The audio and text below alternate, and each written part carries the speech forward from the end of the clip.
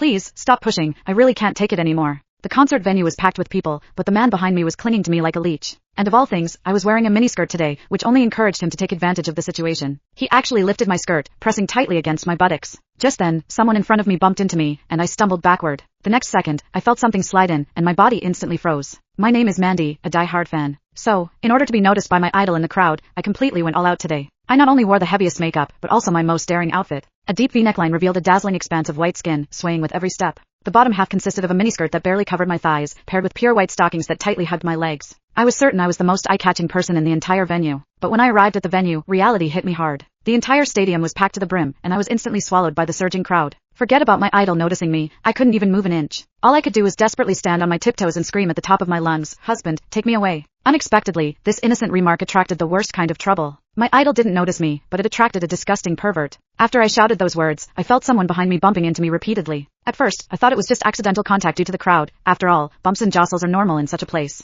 But the feeling became clearer and clearer. A hard object was repeatedly pressing against my buttocks, making me extremely uncomfortable. It was only then that I realized what had happened. I thought I had accidentally bumped into his hand, which he had placed behind him, so I quickly turned around, ready to politely apologize. I instinctively apologized, but he paused for a moment, then unexpectedly flashed a meaningful, mischievous smile. "It's all right, I'm happy to oblige." When I turned back around, pretending nothing had happened, I didn't expect him to become even more brazen, pressing himself against me. The force was more deliberate than before, so I had to force all my attention onto the idol, desperately trying to ignore the strange feeling behind me. But the man became increasingly bolder. The next second, he actually lifted my skirt and pressed himself tightly against me. Unfortunately, I was only wearing a thin strap dress that day, so my entire buttocks were completely exposed. I could clearly feel something directly touching my skin. I instinctively thought it was his finger, but then I realized something was wrong. I discovered that the warm, firm touch couldn't possibly be a finger. Instantly, my mind went blank. I had lived 20 years, and this was the first time a man had treated me like this. A wave of immense fear overwhelmed me, and every cell in my body screamed to escape. But the crowd was so dense, there wasn't a single gap. I was like a deer caught in the headlights, unable to move.